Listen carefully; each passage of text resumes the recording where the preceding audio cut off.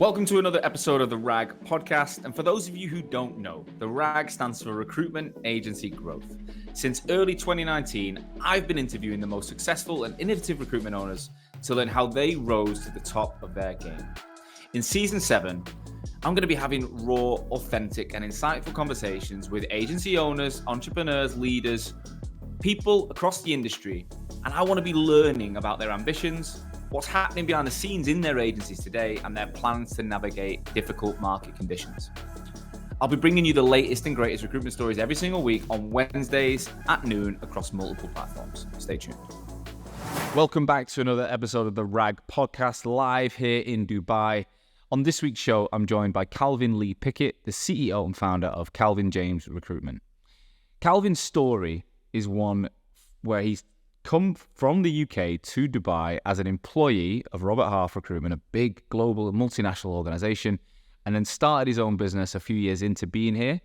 No experience of being a business owner and has grown organically over the last 5 years. What's interesting about his journey is working with me for the last 12 months, he's now pivoted his whole business model. So he has his traditional recruitment firm, but he's also now running a candidate community all over the world where he's generating revenue from the candidate side of his database. So obviously you make money from the client side. He's now monetizing his candidate base. So in this episode, we talk about how he's done that, what are his steps he's taken, what are his products, and how he's been able to monetize it. If you're interested in finding out how you can generate a new revenue stream from your recruitment business, tune in. Let's get going. So without further ado, Calvin, welcome to the RAG podcast. Thank you for having me. Pleasure. Live in Dubai. Yeah, live in Dubai. You literally begged me to come over to Dubai. Yeah, couldn't wait for you to get back. Mate, it was good. We know each other we worked together and we met up a few months ago in Dubai. So it is amazing seeing you again within 7-8 months. I am going to live here eventually. You keep telling me. Sure you will. I'll make it here. Calvin, before we get into your story, just give everyone who's listening an overview of you, the business, what you recruit, really like bird's eye, no detail, just people, headcount, niche, that kind of stuff. Yeah, okay. So I run an agency called Calvin James Recruitment, covering the Middle East markets, based out of Dubai. Our specialisms are finance and accounting, HR, legal, technology, and sales recruitment across all industries. Okay. We've just launched another product, which is the Calvin James Community that runs alongside it. I'll give you a bit more detail into that, but that's kind of a coaching, networking business that kind of runs. It kind of creates a full circle effect for what we offer as an agency as well for the candidate side. And how many people you got now? We'll have a team of 9 by February. So I've got one person just landed from London today. So he'll start Monday. Mm-hmm. And then we've got another person back end of Feb that'll start 2 new recruits. So that'll take you to 9 or 11? That'll take us to 9. 9. So that'll be 9. Then we've got all on the ground in the UAE. That'll be all UAE based. Yeah. And you're obviously not from the UAE, from Liverpool originally. Originally I was born in a place called Chester. Right, yeah, I know Chester. You know Chester, yeah. And so early life, I moved. My dad was in the army, so we moved around. So my dad was from Liverpool, mum from Chester. We moved around a lot, down south, army camps, then back up north. I was probably 8 or 9. Yeah. But yeah. My ex was from Chester. Really? Vickers Cross. Okay. Do you know that area? I do know it. Chester's not really my home now. Yeah. I'd say I'm from Liverpool. Yeah. But I was born in Chester. I was brought up in Liverpool. Right, yeah. I always found it was like Chester was basically people who wanted to, a bit like Warrington, they either wanted to be Mancunian or Liverpool. Probably more Liverpool in Chester. There's a lot more Man U fans and Liverpool fans there. A lot more Liverpool, Chester. Warrington is literally, someone could have a Scouse accent or a Manc accent and live next door. That's why my accent's a little bit not as strong as... Well, I get that. I left Manchester when I was 18 and I either sound totally Manc or not Manc. I mean, whatever people want, they can choose. How did you end up in recruitment? Tell us that story. So, as you do, you kind of... I finished university. I did a product design degree, which was a bit my wife different. All right, okay. So I did that. From the back of finishing my A-levels, you just kind of go into university as everyone does, and you just think you have to do it. But by the time I finished, I didn't really know what I wanted to do. I just wanted to earn some money, and money to go out basically and party a lot of the time back then. So that was my life, was just living for the weekends. So I ended up getting a job with a load of my mates selling gas and electricity in Liverpool city centre. Right. Which was Knocking on doors. good fun. Oh, no, studying this. Cold calling. Cold calling. So that was my first real intro into sales proper. So doing 80 calls a day, just generating leads to pass to the sales team. Wow. So we're on I'll be getting paid 16k. Yeah. Bit of commission at the end of it. But anyway, so that got me into sales. After a year there, I wanted sort of more of a career path. I didn't really know what career I wanted, but I was pretty good at the sales side of it. And I got introduced to someone in my gym that was at a company called Enterprise Rent-A-Car. Yeah. So I managed to get us their graduate management scheme back in. Big company, Enterprise, right? Yes, that's why I chose. I was like, right, okay, there's a bit of a career path. They want to get you to manage the branch or the region. Big US listed firm. The guy that I knew was doing well. Yeah. Looked like he was earning decent money. So I went through there, got the job there. And I kind of excelled on the sales side of it, but lost a bit of interest with the management. And that's when I kind of really honed in on what else can I do? Because in enterprise, it's a really good place to ground, because you work hard. Yeah. You're in at 7 a.m. in the morning in your suit. Really? Washing cars. Then you're picking up the customer. Then you're upselling them in the car to bring them back. Wow. Then you get into the desk and you upsell them on the car that they've got with the insurance and all this stuff. And that's how you make the branch makes money. So actually, indirectly really prepared me well for recruitment. Yeah. Because you're doing long hours. There was no real commission at that point. You're just getting recognised through being the top salesman in the region, and they'll take you on an elite club, and then you go to Delamere Forest and do go ape climbing in the tree. Yeah, but the thing is, an afternoon off. you only know what you know. So so that's time. Yeah, so that's good, right? And then you think, well, you hear about commission, and you're like, that's it. Yeah, and I was finishing the top of all these sales competitions month on month, and you were getting paid in John Lewis vouchers. So I had this big stack of John Lewis, and the only time I go to John Lewis is Christmas to get my mum and dad's presents, which will be a bottle of gin or I don't know, bath bomb. Yeah, for my mum. a candle. That'll be it, or a candle. Yeah. Chocolate. So I had these. I was like, right, okay, this might not be the way I want to go with my career. And at that point, my girlfriend at the time, she had got a job with Michael Page. So she moved down to Milton Keynes for that job. That's where her family were from anyway. Right. So she moved to Milton Keynes with that job. I'd seen she started doing really well. Started making loads of money. She kind of mentioned, was involved. I thought, I'm doing a lot of that now. Yeah. But I'm not getting paid for it. I'm looking at my manager, I'm looking at his manager, and they're not really earning the money I thought they'd be earning. Yeah. So I really understood that point. I'm quite money focused right now. And that's my motivation, is to start getting money in and move up the ladder. So got introduced to a guy at Robert Half called Ashley Whitman. If he's listening, he probably will listen. I'll tell him about it. But he was the global. She was Michael Page and you were Robert Half. Yeah, so she was Michael Page at the time, but I got introduced to Robert Half because they were trying to poach her from Page. Right. So they actually wanted her, not me. Because they're proper competitive, them two, aren't they? Yeah. Finance and accounting, both of them. Michael Page UK, Robert Half US listed. But Ashley Whitman was trying to get her on board because she was good. And I was kind of the pawn in the middle, and she got a job somewhere else. She went, because my boyfriend's looking at the time. So she introduced me to her, and 5-6 interviews later, I'm getting the offer. I'm like, right, that was my first. And you were living in Liverpool? So I moved down to Milton Keynes at this point. Yeah. So I got a transfer with Enterprise Rent-A-Car for their Milton Keynes branch, and then left. They must have been happy. Yeah, they weren't too happy at that point. But anyway, it was a career choice at that point. And I realised if I get into recruitment, I can be in control of my own earnings.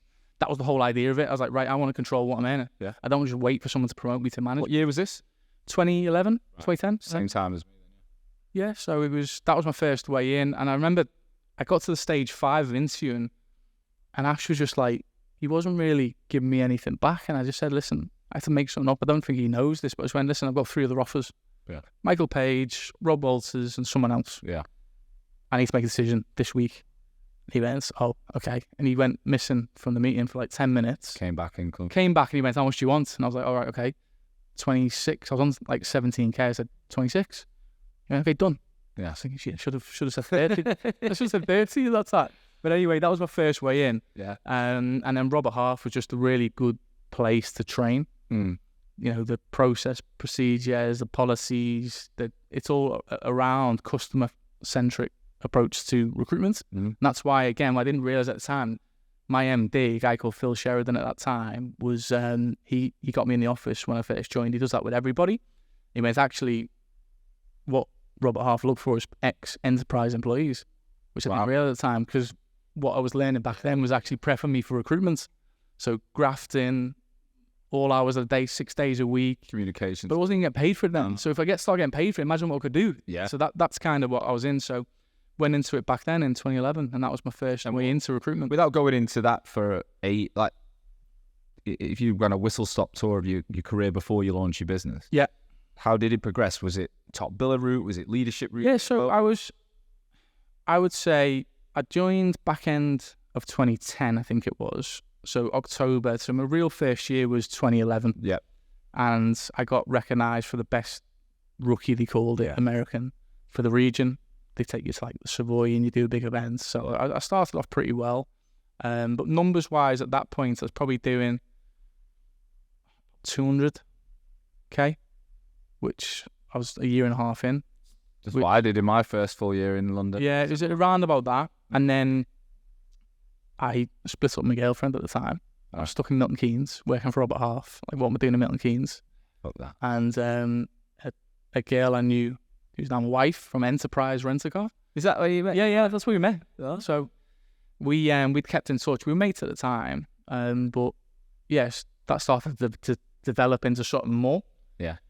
So then I've moved to Milton Keynes. She's in Liverpool still. She gets a job at Emirates at that point. So 4 months into the relationship, or kind of relationship we were trying to develop at that point, and that was the route to Dubai. So then you're how long into Robert Half at this point? About 2 years, just under 2 years. Living in Milton Keynes. Starting to date back and forward from Liverpool. And thinking, were you thinking at that point I might go home, end up being back in Liverpool? No, I didn't even think that at the time. I just like, I'm pretty serious about this girl. Like, I can tell this is this is me. You know, Yeah. When they say when you know, that's how I felt. Job was it air hostess or Yeah, so cabin crew. cabin crew? So I didn't know anything really about Emirates at that point. No. Or Dubai. I'd never been. No. And she was like, I got a job. Oh, great. Well done. So I got to move to Dubai. It's like, oh, right, okay. And she was at the point where she was like, okay, we're going quite well. What do I do? And I said, listen, just take the job. If it's meant to be, it's meant to be type of thing. So she took it. She moved in like June 2014. Yeah.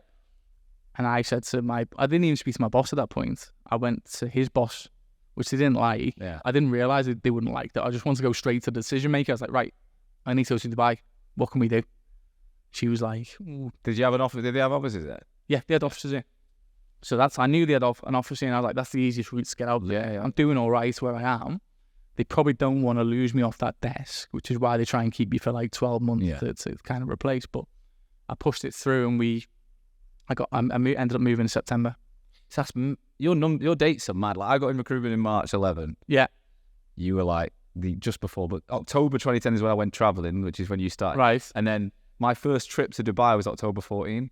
So Oh, really? After you start. That's when I landed. I know. I've been here, and I've been coming every year since. I mean, I've not lived here, Madness. but that is mad timing. Yeah. So, and my first impressions of Dubai at that time was we were staying in Emirates accommodation, which was by the airport. Did you travel here on holiday before moving? I'd never been. So you literally moved? Literally just landed. I like that. No. That was it. I'm out. Did you suddenly go though from a salary tax to a tax-free salary? Yeah. To say, I bet that was exciting, wasn't it? Yeah. So the uplift on the initial package was there, and at that point I didn't really think, because I'm leaving. I've just started to establish myself. Yeah. Keynes. I'm like, I'm leaving a good desk Commission. behind. Yeah. Someone's just going to take Was them. it contract or perm?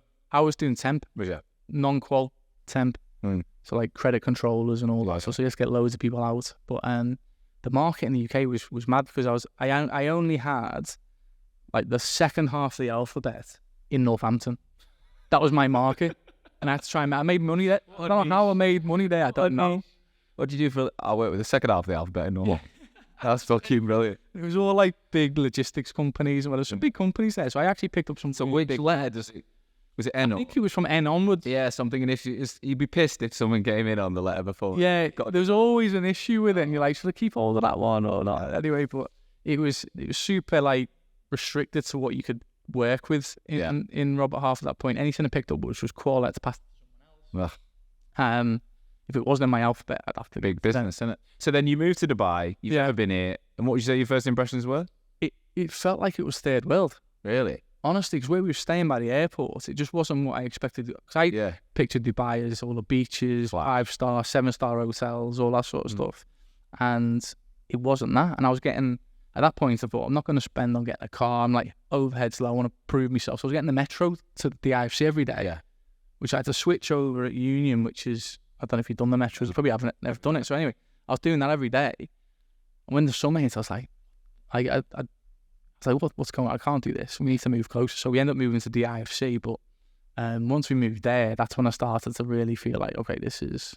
And she stayed cabin crew for... She was cabin crew for the time, yeah. So how was what was her schedule like? Because that's mad hours, right? Yeah, so it's like, she's off one day, in the other day. Like, she couldn't plan a life. Yeah, and you struggled So she's like on call for a month. Yeah, so it was just like hit and miss when we could do things. We couldn't plan anything. No. With Emirates hostesses, they kind of got to wait month by month to what their schedule's going to be. So you can't plan anything. So it's all just going off brunches on your own and meeting with mates. Yeah, just trying to go out with the lads from work, or just trying to build relationships with people on a friendship basis, to try and get out there, try and build your network. And that's when you start actually in an expat community. I started thinking, right, I actually need to start socializing with people I'm doing business with. Yeah, because then it makes sense for me to spend money for one. Yeah, because I can potentially get money back off it. Yeah. So a lot of the people I started building friendships with were candidates and clients. Yeah, and that's again that was the start of me thinking about my own business. So when did you make the decision you were going to be setting up Calvin? Yeah, very quickly I realized how much of a relationship-driven market Dubai was, and how different it was from the UK. So like I mentioned, my market was very small in the UK. And each city has a Page, a Walters, a Half, dissected across the whole UK. Very difficult to break into that. Whereas here, there's one Page, one Rob Walters, one Rob Half, Hayes, covering the whole Middle East region. Right. So first of all, the market's wide open for smaller agencies. That's why you'll meet a few of them, and you know about it anyway. So that was the first part. And I was like, right, okay, so I can actually start doing business with people, even if it's on my own. I got 5 clients, I'll make some decent money. And there's various things about Robert Half I like, but a lot I didn't like, with the old school mentality and way of doing things in certain areas. I just felt I wanted to build my own culture at some point, but I wanted to learn from them, because there was some really good billers. There was just that team I joined in 2014. I think I counted the other day, maybe 9 of us out of the 20 have set up our own companies. Wow, it's a good group. I went onto that desk, F&A, and I think the shortest amount of time of someone being on a desk was about 4 years. Wow. So it was all really tight. Yeah. And everyone had their business, all the good accounts were locked in. So at that point as well, I'm landed and trying to prove myself, scrapping around, trying to find new accounts, stuff that's fell out of cycle, just picking up jobs where I can. Yeah. But that really refined me, because then all I had to do was bring in new business. So I focused on okay, what are the best markets? Like hospitality, retail. I think I looked at like pharma and some other bits, and I just focused all my time on meeting senior people in those areas to try and pick up new business. And I was driving down Shakeside Road from a meeting. I'll be taking notes of all the businesses along the road. I was just literally just doing anything I could just to survive and hit target at that point, because I'm coming onto such an established desk. But that really put me in a good place for when I set up.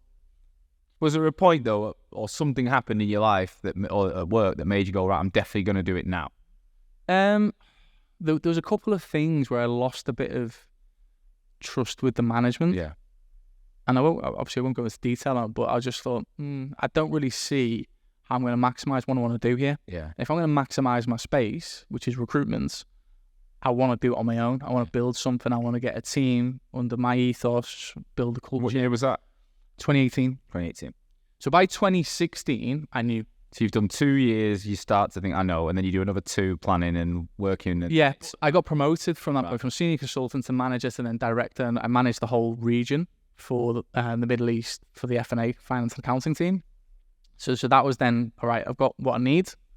Now I'm confident to go out and do my own thing, which is 2018. I wanted to settle before 2020. To settle obviously, if you're doing that in Dubai, you're an employee of another company on a visa. Yeah. What, without going into the whole story, how complex is it to then set your own company up in Dubai when you're not even a resident of the, Yeah, it's quite easy actually, because you get people to do it for you. Yeah. Pay a bit more. But initially I tried to do it myself, and I set up one in Sharjah, and then by the time I'd hand them a resignation in, they weren't giving any visas out. So I had to cancel that one and then panic and pay a company to set one up for me. So I ended up setting up in Fujairah at that point. And yeah, it was really straightforward, but you just pay a bit of a premium for that to do that. But at the same time, I mean, I'll mention this, when I handed my resignation in, I found out Miss was pregnant at the same time. So then literally the same week I resigned, I found out she's pregnant off the back of with your first kid of a trip to Italy. That picture just shows you. Oh, wow. That's when it happened. But beware of Italy, mate. Yeah. I'm having no. Yeah. So no Italy, not going. Yeah. So off the back of that all happened at the same time. So it was a bit stressful. One question I've got around, I've literally just come out of a conversation with a recruitment owner in Dubai that was telling me very hard to get any credit to rent places. You have to even get. Oh yeah, I didn't even think about that. When you haven't got 3 years of accounts in Dubai, 5 years, basically got to buy everything. You got to have the capital to buy a car, to rent a house 6 months or a year in advance. Yeah. How did you cope with that? So I'd saved up because I'm like overcautious. I've got 12 months in the bank there. So it was at that point, it's either buy a house or set my business. Yeah. So like, right, we're setting up. I'm going to invest this into business and people, whatever. I'm going to grow it. So at that point, we already had the car and you'd already set up. Done I was just like, overheads, we're going startup mode. Overheads as low as possible. You're not working. You're not getting any money bringing into the missus. So you focus on just being pregnant at this time and relaxing. I'm going to focus on trying to get... So you literally, she quits her job, mat leave. You quit your job to start. Yeah. So there's no... All at the same time. There's no money coming into the house. So you're pregnant. Wow. I would never advise anyone to do that, but there's never a good time to do it. So doing it all at once wasn't a bad thing, actually, because then you're like, right, this has you're to both work. in it together, clean slate. We're going, right? So there's never a good time. So if we were planning having a baby, we'd never have one. Because you're like, oh no, let's just wait, let's do that. You'd never do it. No. So it just ended up happening anyway, all at once, in the deep end. But it was actually the best way to do it when I think back, just doing it all together. Was it 2019 you launched a business there? 2018. Back end of 2018. So the business, I set it up in October, but we actually went live in November. So you have about, just under a year and a half before COVID kicked in? Yeah. So 2020 was Expo year. So I was like, I want to set up before Expo. I want to run up to Expo. Yeah. That was the whole idea of setting up as soon as that didn't even hit till 21, did it? Because it got delayed. Yeah. So where's the name? Obviously Calvin is your name. Yeah. James a middle name or something like. Where's that? That's my middle name. Yeah. Is it? I didn't think too hard about the name at that point, as you can tell. And people do take the piss a little bit, but at that point I was just like, you know what? I'm not going to overthink it. I don't need a little quirky name. I'm just going to say Calvin James Recruitment. That's what we do. Well, there's a lot of me. Something James Recruitment though, isn't there? Like there's. It sounds like a recruitment company. Yeah, like Robert Half. I think that's what I was just conditioned to. I thought, let's just do that. Doesn't matter. But that came to bite me later on. Like talking about getting credit and all that sort of stuff. Yeah. I didn't realise that no one would touch it. Yeah. Try and buy a house, try and get finance. 5 years. Wow. When I hit 5 years, it was like, then, you need to put down 40%, not 20%. So then every time you get to a point where you think you hit a goal, a milestone, something else, it gets pushed a bit further away. So it was quite difficult. And not that I wanted to take any credit for like loans or anything, but if I wanted to, I couldn't. We just hit our 5 year mark, by the way, October, which was a massive thing for us. But that side of it, I didn't think about beforehand. It was just like, right, let's set it up as cheap as possible, no office, coffee shops and all that. Yeah. For the year, get some clients in. The first placement I made was actually my boss was working the same role, my previous boss, big multinational, first placement, 120k fee. Wow. Done. I like, right, feel good now. Then what you don't think about is the lead times getting paid. Yeah. So I'm just desperate to sign that client up. Yeah. Never worked with them before. Big US listed company. So we sign them up at crap terms, 12% or something. And then they want 6 month payment terms. It takes 2 or 3 months to get that job done. 9 months to... So I'm not getting paid. I'm like, actually, the lead time's getting paid. So then the first half of the year, I didn't actually bring any money in. Wow. I was waiting for stuff to all drop in. So the second half of the year, boom, it all starts dropping in big chunks. And I'm like, now it's worth it. This is what I wanted. How did your wife respond in those times? Because It's just did she get any support from government or anything? so Mat leave. Emirates, she got grounded, so they don't get paid a salary, but they cover your maternity, Right. and they expect you to come back after it, which she wasn't planning to. No. It was like, right, once you finish that, you'll come to work with us. Yeah. Because in the UK, before Enterprise, I think it was about the same time, she set up like an outsourced EAPA company. So I was like, you're just going to recruit EAs and PAs for me. Dead easy. We'll do that. Yeah. So I started training her up when she was pregnant. Lasted a day. Slammed the door, and she never came back in the office again. That was it. But now she's ready to come back now. So I do say we've got the best maternity package in the market because she's been on maternity for 5 years. So yeah, Amazing. yeah. But she's been amazing because she's obviously we're in a different country. Yeah. Got no family support around. We've got 2 kids now. Yeah. 4-year-old and a 2-year-old, 2 girls, Aurelia and Olivia. And without that support for me to go out and do what I'm doing with the business, Allows you to do it. yeah, I wouldn't be able to be doing this right now. It would be impossible. So that in itself, having People don't think about that. Like, you know, this show talks a lot about building your business, but actually the backbone of your family behind you is fundamentally going to make such a difference. It can make or break it. Like, you know, I went through the divorce after Hoxo I got married 2 years in and then divorced in my 3rd year. Wow. And that was a fucking hard year. Like, you know, going from, to be honest, our relationship, as soon as Hoxo started, just started sliding because I think she was used to me living a top biller lifestyle and suddenly it was like, we ain't got that to spend. I probably overdid it in the first year of Hoxo, trying to live a lifestyle for her, still going on holidays and all this shit. Yeah. And then I just went, fuck this, like we're cutting all costs down. And that was probably the start of the slide of our relationship, I think. But that year of turbulence I went through when it was just horrific. Yeah, I couldn't imagine that. We still did all right, but I was mentally not able to be there all the time. I was in the room, but I wasn't in the room. So to have someone to choose a partner, whether it's a business partner or a wife, husband, whatever, it's really important, isn't it, to get it right? A message from our sponsor, Vincere. Another of their products is known as Time Temp. This is your complete integrated timesheet workforce management solution. It's pre-built, it's pre-integrated, and it's designed so no matter how much your business grows, you'll be able to keep track of every single worker in one place in your CRM.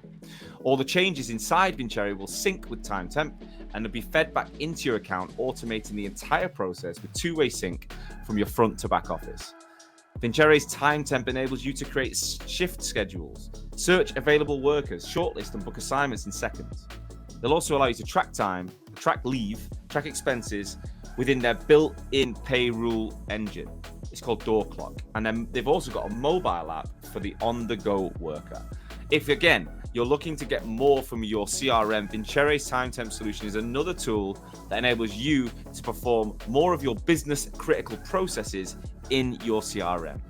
Find out if you could use Time Temp via the link in the show notes.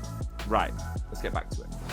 Yeah, If you want to build it's not something you can really choose, just happens, right? Yeah. And then when you're in the situation, that's when you really see what the relationship's about, you know. But don't get me wrong, we've had seriously hard times in that time because although I'm out there working, trying to build a business, which we're doing really well at the moment, it takes a lot of your time. And the purpose for me doing this is for the family, effectively, to set them up, to be comfortable, all that sort of stuff. But actually, it was taking me away from the family. Yeah. So again, there's been ups and downs on that side of it as well. Yeah, it's difficult, you know, not building a business from scratch. Although I know the industry, I'm not reinventing the wheel. It's difficult. You know, you need to work harder than the competition that are established. And that's if we go back to that COVID period. Yeah. What was it like going into that? What was the business looking like 18 months? Yeah, so I'd had a really good end to that first full year. And I was like, right now, because when I settled, I didn't think too much about what's going to happen over the next 2-3 years. Just like, let's just survive the first year, see what happens. But I had enough money then to hire people. Yeah. So I brought in 2 people back end of 2019. So imagine one's an experienced recruiter and one is brand new. From the UK? One's from the UK, just moved over to Dubai. So I didn't bring him until March, just as lockdown happened. Wow. Sam Mazzotte, who came from real estate. So I met him. He rented me my villa. Wow. I was like, you'd be good at recruitment because he was just on it, good energy, good communications, built a rapport. You had everything you needed, right? So that when I set up the company, something Robert Half wouldn't let me do was bring in new people like that. Right. It was always looking for experience, which I kind of get now. But at the time, I was like, right, there's a lot of good people out there. They just need a bit of training, because recruitment's, when you put it on paper, it's simple. One thing you can't train is the mentality, the desire, all that sort of stuff. And Sam had all of that. Yeah. So he's still with us now, and he's been our top biller for the last 3 or 4 years. Awesome. So he's doing, and he works remotely from home. He comes in one day a week. He loves it. He's in South Africa 1 month. He's in Maldives. He just does what he needs to do. So anyway, my idea was to bring in new people, train them up, because I'd done it previously at Robert Half. Yeah. My brother Darren Lee-Pickett, if he's listening, he will be, I'm sure. I trained him up as a resourcer, and he became a really consistent top biller in that business. Wow. So I had the confidence I could do it. Yeah. With Sam, did the same thing. COVID hit March. He's learning at this point. Yeah, that's tough. So we're working like in a shared workspace every day next to each other. Then COVID comes, locks it down. So he goes 3 months into the job, like what to do. So we're literally Zooming every single day, because he's had let questions. go at that point, right? No, yeah, I could have. But just before it locked down, he did a big deal. So I'd obviously picked up a lot of business from him. I was passing it over and trying to coach him through it, and he just dropped in a 100K deal. If that hadn't have happened, I don't know if he'd still be with me today. Yeah. But that happened just before. So he got paid off the back of that a month or two later. And then the other lad that joined, he lasted 3 months. Brilliant guy. He's in, a guy called Dan Frost. He's in Japan now. Right. But his missus lost the job. Oh, right. She was a teacher, a teaching assistant. He had to go back to the UK, COVID. So all we did was like, right, heads down, me and Sam, literally every day, don't worry about too far ahead, just make calls. Do the basics. Things are still happening, right? So we ended up picking up our biggest account to date in COVID. Wow. So we just had to be agile. So we were just like, right, what areas are booming? So you've got like all this online tech stuff was kicking off, deliveries, and then obviously in healthcare. So we picked up a healthcare solutions client, and we were placing like medical directors in Saudi, and they were setting up COVID hospitals globally. Wow. So off the back of that, we ended up getting enough business through that to take us through and come out. The second half of the year, Dubai opened up again. Because there was a point in Dubai where you had to go on an app, apply for a license to go to the shop for an hour. Bonkers, isn't it? They sent it to you. They had drones going down the street, spraying like mist or whatever it was to try and clean. I don't know what they were doing, but it was crazy. So at that point, we got through it, and then we came out in a really strong position. Into the next year, we had another, I think it was 2 or 3 people off the back of that. Again, at this point, I was on the commission-only structure. I was doing the real estate model. So tell us about that. So for people that don't understand what you mean, you were bringing people in with no salary. Pure. No salary, because I was under the impression that, I'll get people like me, just need to get up every day, know what they need to do, and they're in control of their own money, effectively. Every deal you do, you get paid on. Yeah. But you get paid more than what the other of course. Competition get paid. The only risk you're taking is you're on commission only. Yeah. Okay, so if you're a good recruiter, work for me, you'll earn more money than anywhere else. Salary in recruitment's a bit of an illusion. Yeah. If you're not making past your threshold, you're gone anyway at some point. So I'm like, why do you need it? So I paid them a 3-month salary just as a bit of a take-off pad. Yeah. But then everyone had done a deal within 3 months that I'd had on that. But with Sam, it worked perfectly. He'd been in real estate for 2 years in Dubai, was making good money. He just wants a bit more of a balance, because real estate was taking his weekends up and all that. He was doing good money in that, but he wants a bit more of a balance and a bit more professional, less cutthroat environment. Although recruitment's still cutthroat. Yeah. Nowhere near as much as the real estate market. So it worked for him. I was like, great. First, I couldn't believe it. First employee, absolutely flying. It's only when I started doing that and bringing in fresh people from new businesses with the same sort of attitude, but I kind of didn't have the time for everybody, if you know what I mean. I was too stretched. I'm still doing my billings. The business is fully reliant on me. Yeah.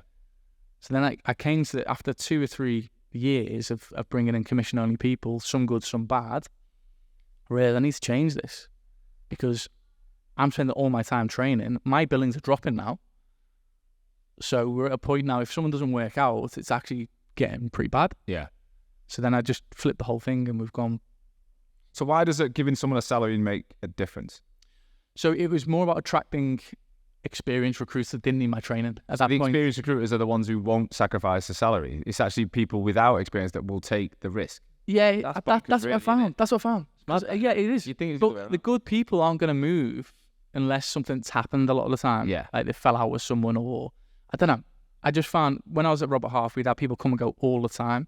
And the best people we brought in was from the UK. Yeah. That were looking to move out. They had an edge. They were in a competitive market in the UK. They were coming out with something to prove. Highly motivated market anyway. So I kind of went back to that. Yeah. I'm like, right, I just need 1 or 2 years experience that they're more moldable. They've still got the energy. Yeah. Because if you compare someone from like real estate that's coming in, trying to learn a new industry, like recruitment, they've got all the skill set, you just need to fine tune him. And you compare someone 10 years recruitment experience, been around 3 or 4 different agencies, I'd always choose that newer professional mindset because they just come in with way more, of an edge. They're probably more loyal as well. At that. You get the loyalty, but also they're not just been there, done it. On the way down. Human. I tend to people at that stage, they either set up on their own or they just stay where they are a lot of the time. So again, I don't want to generalize, but that's how I felt with the people I was meeting. Yeah. But again, I had to make a business decision. I've never run a business before, right? And this was my idea. I was going to bring in this whole remote working thing from the start before COVID even hit. Everyone's going to have creative freedom to business develop how they want to do it. They come into the office as a central hub. We'll all meet at a shared service centre, a serviced office. Can't speak. And it was great initially, but then when I thought about scaling it, it was difficult to then hire more people with experience because, again, for one, I didn't really have an identity internally. We had no culture because it was all like everyone was dotted around. Yeah. And then I was like, right, okay, how do I kind of attract people to work for me? So you've got the 2 challenges. You've got the model of which type of person you hire, and then it's attracting them and keeping. Well, it's 3 challenges: attracting them, keeping, and creating a culture. It's all And this is something that you're one of thousands of agencies that have the same problem. Same thing, yeah. And again, that I've never run a business before. People got to remember that when they're launching a recruitment firm or when they're already done it. We're all in the same boat. Like only know what you know. We're all making mistakes. It's normal. It's absolutely normal. So where are we at now, timeline? So probably on about between 21 and 22. Right. And the market's booming at this point. Yeah. So the opportunity we're busy. Like I think Sam had done 1 million dirhams within the first 6 months of the year. Wow. On tech. We're working with some big clients. About 200k. Yeah, it's over 200k. Yeah. So we're in a good place, but now I'm at a vulnerable place as well because I need to make sure I reinvest that whatever we're making on that into good people to then expand the team and grow the presence. But I'd kind of rushed the recruitment and I didn't bring the right people in at that point. I was trying to grow for the sake of growing, whereas now I'm like, I'm only going to grow for the right people. Yeah. So at that point, I'm like, right, first thing we need to do is build an internal culture to attract people to work for us. So that's when I thought, okay, we're going from, rather than being a serviced office, I want to get our own office. This is when I got introduced to you. So Sam actually got me onto the RAG podcast initially. Yeah. So I think you'd connected with Sam previously, but that's when I started listening to that. We had the chat. I joined the Hawk Show. We'll talk. Yeah, so I think you joined us in the January, wasn't it? Yeah. It was over Christmas a year ago. It was a year ago. Yeah. And that initially then just gave me a completely new dynamic for how our business looks in the public forum. What do you mean by that for people that don't understand? Personal brand, the brand of the business, and just rather than, because when I was at big agency, it was all under the radar recruitment. You don't want to share anything. You're on LinkedIn, but you're not really active. I didn't really see the value in it at that point because you kind of almost brainwashed into just being this cog in the machine, turning it around, churning transactional type of recruitment. Whereas now I'm like, okay, I've had my eyes open to what you were doing, and let's see what it's about. At the same time as getting a new office space, building out our team, bringing more experienced recruiters in, then to have a base to really take off. And we're at this we just hit the 5-year point now, and that's all done. Yeah. So I'm so glad I did it at that point, made the decision to do it. But like the last year and a half has been a bit of a stress. Yeah. To just try and make that transition, find new people, grow the brand, and now we're in a good place. We're in a good place. So when you say, if we go back, so you joined us at the start of the year, what impact has it actually had on, if all of you now know what to do on LinkedIn? Because that's what we've taught you guys, a methodology, right, of individually what you should be doing on LinkedIn. What impact does that have? has a massive, massive impact, not just for showing what we're about. It gives you a rounded view of not just professionally what we do, but us as people. Yeah. And what I liked about it is, rather than going to a marketing agency and having a campaign, just saying, oh, we do this, this, and this, really rigid, every single one of my team now grows their own personal brand. Yeah. Off the back of that, they're experts in each of their areas, which is, as I say, finance and accounting, HR, legal, tech, sales. Teams can't ever talk about all of them at once. Yeah, Right? so they're all doing that daily. They benefit from it. They get business, they get inbounds, they get candidates. People, when we go to any client, people know us now. Yeah. Any client meeting we go to, oh, seeing that you did this or did that, because it's sharing not just a professional, a bit of personal and a bit provoking type of content to, when I say provoking, it's more drawing engagement, not talking about something crazy. Yeah.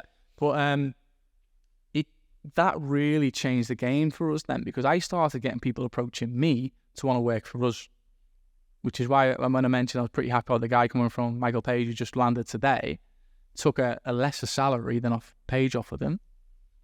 But, he works for me now. Well, you think That's the way it was. Think about, like, Stephen Bartlett, Dragon's Den, right? He put an advert up for an intern, free, not paying you. You've got to pay yourself to travel the world with him for a year and film him and all this stuff. And he got like 900 applicants in an hour. Oh, wow. Why? Because it's Stephen Bartlett. Yeah. Because of his brand. People want to work for him. I know now, if I put an applicant, I'm not even hiring, and that's a different topic, but my business is not about headcount anymore. But I know when I put an applicant, people want to work for me because they're like, I want to work for Sean, I want to work for Hawk. So yeah, it's a desirable brand to work for. Whereas when and it goes back to what you said a minute ago, this under the radar perception, because people think headhunting needs to be stealth. It's bullshit. It's the complete wrong way of looking at it. You want to be the most well-known recruiter in your space. You want to be the most desirable brand to work with, work for, work through.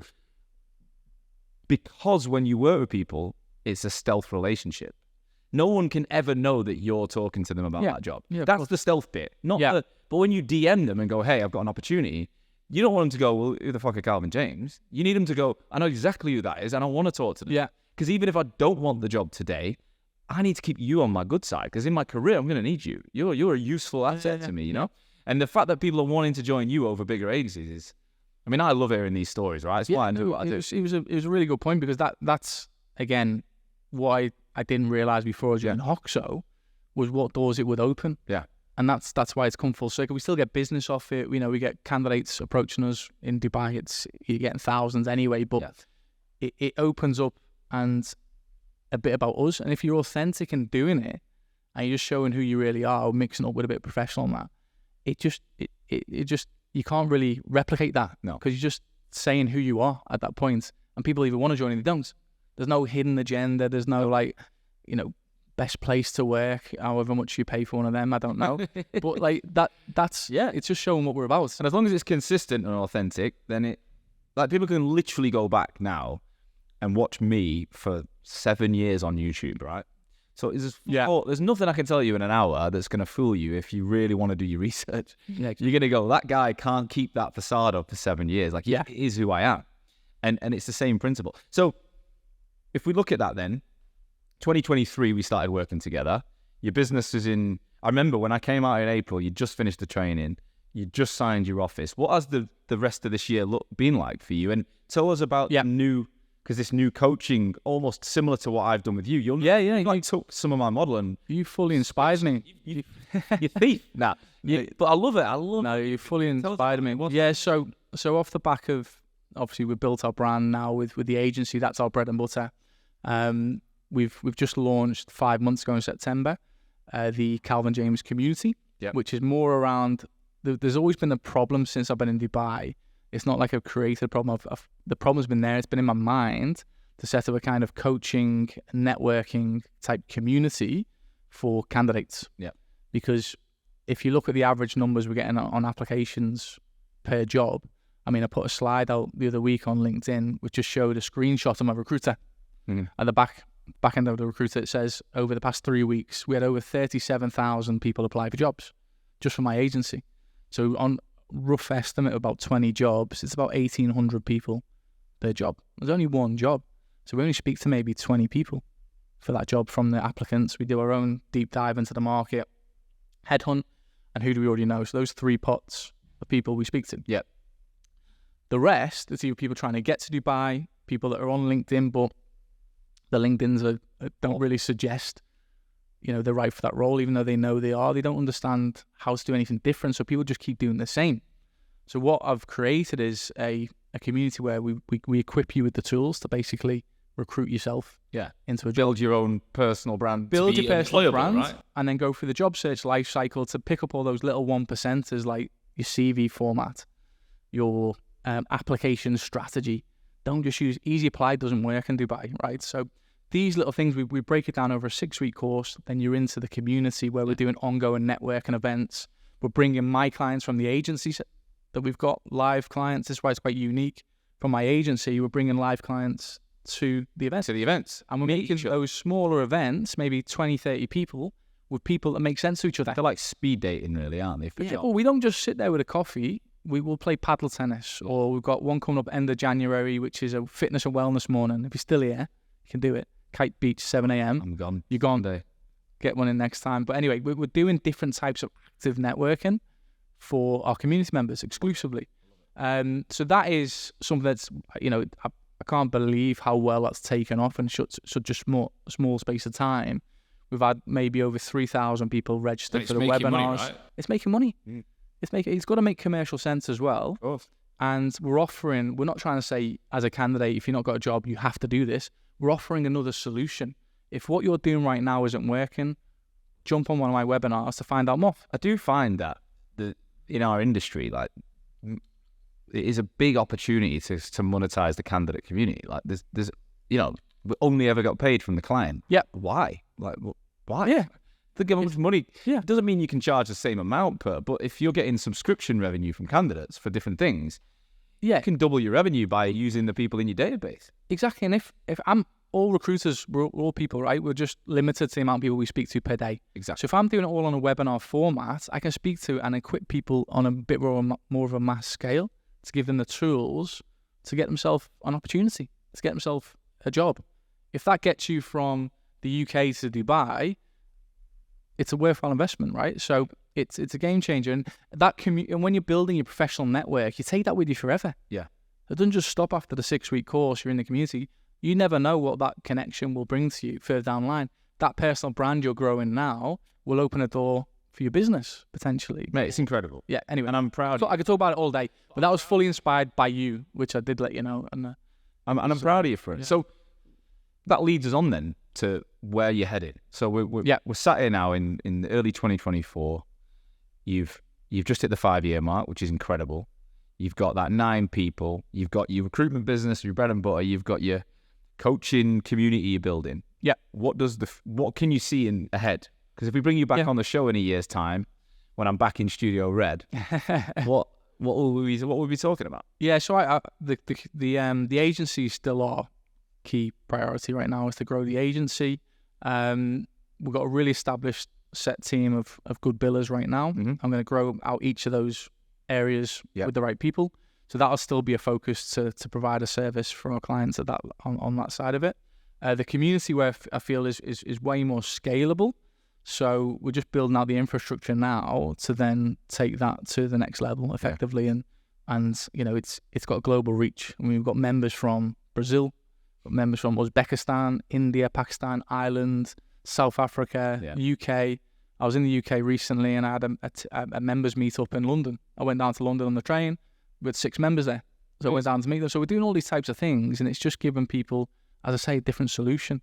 And that's where I feel there's going to be a bigger scalability than just the agency side. But they both they work hand in hand. Yeah, it comes full circle. And how many people do you think you'd want in that agency over time? How big will the headcount? Yeah, I want to get us a steady 10 people of solid recruiters that are doing good numbers. Yep. I want that to be there by the 6-month period, by the half-year point, and then I'll just assess the next half of the year. So whether we bring in people below, I just want to see where the market is, so we can split out those areas. We're not just a specialist in one area. The reason I didn't want to do that is I wanted to be agile, and I wanted to maybe lock in clients. You've come from the similar setup, yeah. Yeah, I think I can tell. I don't know many 10-man agencies that have got HR and finance. That's got Robert Half stamped all over it, or Michael. That's all I knew, right? Yeah. So that's why I went that way, and I don't like giving clients away. So I don't want them to say, "Oh, I need someone in HR," or "We only do finance." Yeah. No, I want to. But as long as people specialise, then you're all right. Exactly. So each person specialised. So what I mean by assess what we're going to do is, okay, which market's really booming right now? Because HR last year for us was massive. HR, I'd advise anyone who doesn't have a HR recruiter to get one, because they just open all the doors. Really? A lot of HR people don't like me. And we've always had a bit of an issue a lot of time. Not all of them, but since we've had a HR recruiter, we've got accounts on that I've been trying to work with for years. Because they got the relationships that account. Yeah, and they open the doors to everything. So if you don't have one, get one. Honestly. It's a great idea. Yeah. And what we talked a little bit offline, which depends on how much you want to talk about it, but like your lifestyle stuff. Like we met in April. Yep. We had a juice at lunch, and then I was trying. And then I said to you, "Do you want a beer?" Like, "Do you want a beer?" And I was like, "I'll have a beer." And you have a beer, and then we ended up drinking till like midnight. It wasn't difficult to twist my arm on that one. And it was heavy, wasn't it? Yeah. And 7-8 months later, you've not really drank since. And no, I'm not drinking in January. I don't really want to put an end date on it. Yeah. End of January. I'm enjoying it. So, tell us about your lifestyle and what's been going on outside of work. Yeah. So I just decided to stop drinking. I've never had anyone knows I've never had a good relationship with alcohol. I don't drink very often. When I do, I never want to go home. Yeah. I'm out till the last man standing, and it got to the point where people didn't even want to go out with me at that point. So we mates were like, "No, not going out. It's too messy." Yeah. Anyway, since I've had kids, and I was finding it hard to balance the business with the family. I tended to turn to going out as my downtime. Yeah. And it just caused issues. But it leads to more. You never had anything after. positive for the back of it. You just end up arguing, or should have been it. You got the kids in the morning on you, and you're not the same person. So I just decided, let me just try and just see if I can stop. And that was back in April, May time. I don't know when it was. It was when I went out with you, was probably one of the last times I went out. Yeah. Not that I went out very often. It's probably my 3 nights out a year that I do. Yeah. It was that. So I was like, it wasn't a hard thing to stop. But you said you were drinking a bit in the week, weren't you? Like, yeah, so through the week, it got. It's probably off the. I was watching. What was I watching? Mad Men at the time. Yeah. And it was always on the whiskey. So I had a little try on the whiskey. So I ended up having a whiskey every night, just a small little glass. But then by the end of 2 weeks, you've done a bottle. I'm like, hang on, that's not normal. Yeah. And I'm needing it. I'm looking forward to it every night. Didn't really get to the point where it was out of hand, but I just knew it wasn't good. It wasn't a good habit. Yeah. So little things like that started to play in my mind, and I was like, right, I need to change this up. But, when kids come into the play as well, and you've got a family, going out getting drunk, it's not funny anymore. Well, that's, I think, what's changed my mindset is like, I've got a baby, and I'm like, I want to see everything. Like, and I'm already working a lot, so like those moments I get, I don't want to be on. I don't want to miss them. And you said it before, your downtime, if it's alcohol, well, the reality is you have that day out, but then it doesn't end there because you've got to get over it the next day. Yeah. And you're not the best version for a day or two. So your downtime leads to more pain. And I went out in December in London. Got Guinness all day. It was good fun, but I remember getting back on the train and I was like, oh my God, I felt horrific all the way home. Thought I was going to be sick. And I was like, I don't need this. Yeah. Got in bed, woke up. I'm one of them. I'll always get up and do what I need to do. I'll never lie in bed the next day.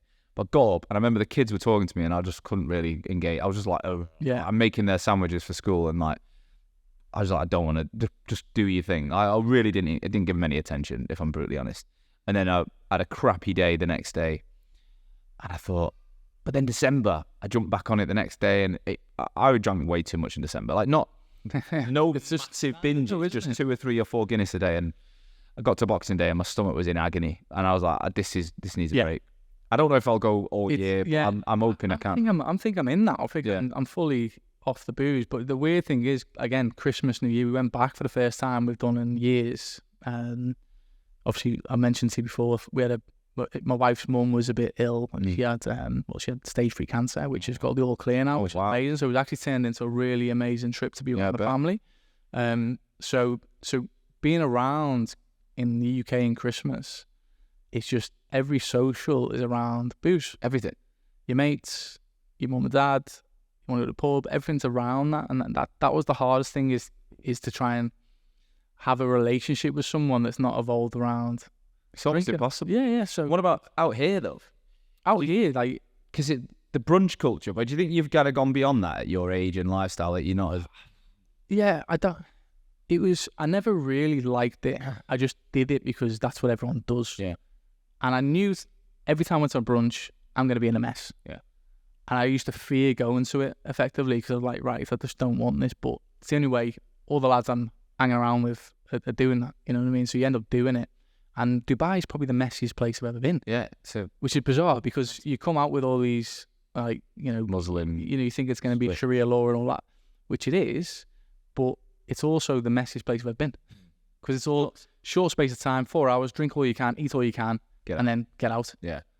So anyway, I never really got into that culture, but the one when I did go to it was just kind of just, yeah. But you find living here without drinking must be an amazing place to... Oh yeah, it's great. I mean, you can be outdoor. This time of year now is brilliant. I try and live between here and the UK, but the climate in the UK, I'll go back in summer. Yeah. When it's too hot here, and I come back winter when it's great here. So you're trying to live between the two. Yeah. Which is the perfect I think balance. For me, kids' school, when they get a bit older, yours are a bit younger, aren't they? Well, 4 and 2. So when they get to yeah. school, then you'll obviously be a bit more focused on the school holidays, won't you? Yeah, exactly, yeah. So now we're getting to a point where the kids aren't babies anymore. We've got 2-year-old and 4-year-old. We've finally found a nanny we like. Dubai problems, but it took us 6 nannies now to find the right one, and she has obviously not had parents around, so it's been a bit tough. Yeah. But, you know, we're at that point now where the kids are kind of almost sufficient, go to the nursery and all that sort of stuff, and the nanny's there. She's going to come back and work with us on the community side. She's going to be our new community manager. So this year I'm really excited about because it's not just all systems go with the business, the family, it's just get through the day. Yeah. Now we've got some really solid goals for this year to push in all areas. Mate, thanks so much for your time and for giving it up and for sharing. Pleasure. I think anyone who's listening, if anyone's got questions for you, whether it be about the community or anything you've said, are you open? If I'll tag you on LinkedIn, you can have it. Tag me up. Yeah. Again, we get a lot of messages in Dubai from candidates, so it may be a bit of delayed response, but I'll try and respond to everyone that wants to have a chat. Pleasure. Thank you. Legend. And I'll get you back on again in the future. We'll see how it evolves. This time next year, we'll do it again, yeah? Do it. Top man. Great. Legend. Thank you as always for listening to today's show.